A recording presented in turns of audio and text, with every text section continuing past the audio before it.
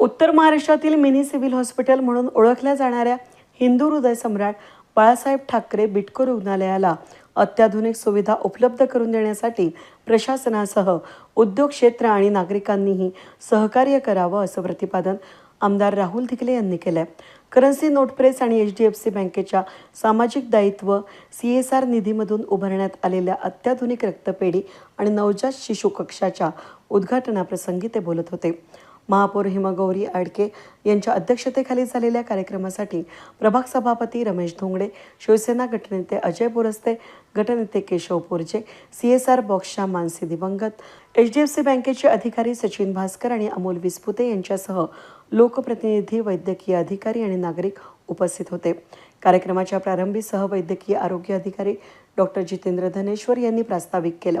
प्रभाग सभापती रमेश धोंगडे यांनी आभार प्रदर्शन करताना बिटको रुग्णालयात पूर्णवेळ निवासी वैद्यकीय अधिकारी RMO नियुक्त करणं, नेत्र शस्त्रक्रिया विभाग सुरू करणं, डायलिसिस सुविधा वाढवणं, विषबाधा उपचार कक्ष आणि इतर विभागांचं आधुनिकीकरण, त्याचबरोबर देखभाल व्यवस्थेसाठी आवश्यक निधी उपलब्ध करून देण्याची मागणी केली आहे. कार्यक्रमासाठी नगरसेवक, माजी नगरसेवक, सामाजिक कार्यकर्ते आणि नागरिक मोठ्या संख्येनं उपस्थित होते.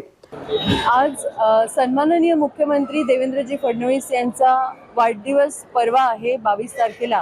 त्या प्रित्यर्थ कर आज 20 तारखेला आपण बिटको रुग्णालय येथे नवजात शिशु कक्ष म्हणजे NICU हे स्थापन केलेलं आहे. त्याचं उद्घाटन सन्माननीय आपले आमदार राहुल ढिकले यांच्या हस्ते झालेलं आहे. त्याचबरोबर आपण करन्सी नोट प्रेस तर्फे इथे एक ब्लड बँक उभारली आहे. अतिशय अद्ययावत अशी ब्लड बँक आहे.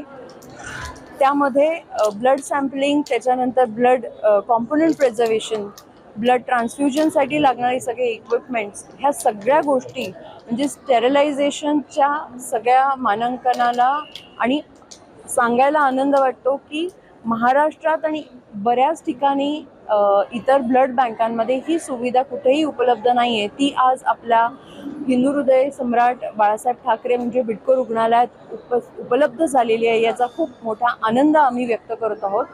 त्याचबरोबर CSRच्या माध्यमातून खरं तर महानगरपालिका एक नवीन पायंडा पाडते आहे. आपण बघितलं की नवजात शिशु कक्ष जो आहे ते 25 बेडेड आहे. त्याच्यामध्ये इन पेशंटला आपण काही बेड्स दिलेले आहेत आणि आउट पेशंटला जे बाहेरनं पेशंट ॲडमिट होतात त्यांच्याकरता एक वेगळा कक्ष आहे. हे सगळं HDFC बँकेद्वारे आपल्याला मिळालं आहे. त्यामुळे अशा पद्धतीने आपल्या सगळ्या हॉस्पिटल्सला कॉर्पोरेट आणि कॉम्पिटिटिव्ह बनवण्यासाठी हे एक महत्त्वाचं पाऊल आपण खरं तर पुढे टाकत आहोत. ह्याचबरोबर मला असं वाटतं का आता बिटको रुग्णालयाने जी काही सेवा आपल्या कोविड काळात दिली आहे त्याच्यामध्ये अद्ययावततेकडे आता बिटको रुग्णालय चाललं आहे. आपण डिजिटल पेमेंटचा देखील भविष्यात उपयोग करणार आहोत. UPI द्वारे हॉस्पिटल मॅनेजमेंट सिस्टम्स आणि जो काही स्टाफची निकड इथे आहे किंवा मेंटेनन्स करणं आहे त्याकडे आता आपण व्यवस्थित लक्ष देऊन आपल्या बिटकोचं नाव, आपल्या रुग्णालयाचं नाव आणि त्याची सेवा महाराष्ट्रभर कशी गाजेल यावर आम्ही सगळे प्रयत्न करणार आहोत. आज हिंदू हृदय बाळासाहेब ठाकरे रुग्णालयामध्ये नवजात शिशु कक्ष आणि ब्लड बँकेचं उद्घाटन झालं आहे. नाशिकच्या कार्यक्षम महापौर आमच्या भगिनी हिमगौरीताई आडके यांच्या माध्यमातून आज नाशिक रोडचं बिटको रुग्णालय हे प्रगतीची नवी आलेख गाठतं आहे. मी महापौर मॅडमचं खरंच मनापासून आभार मानेल की CSR फंडामधून त्यांनी ह्या रुग्णालयाला आज नवजात शिशु कक्ष आणि ब्लड बँक दिली. खरं तर महापालिकेमध्ये काम करत असताना कॉर्पोरेट क्षेत्राला बरोबर घेऊन काम करण्याचं नवं त्यांनी एक उदाहरण इथे घालून दिलं आहे आणि त्यांच्या नेतृत्वाखाली नाशिक महापालिके क्षेत्रातील सर्व रुग्णालय आणि बिटको रुग्णालय हे प्रगतीचं नवीच उंची गाठेल हा मला विश्वास आहे. यासाठी आमचे सभापती RD तात्या धोंगडे यांचं मोठं इथे योगदान होतं आणि त्याबद्दल त्यांचे मी खरंच मनापासून आभार मानतो.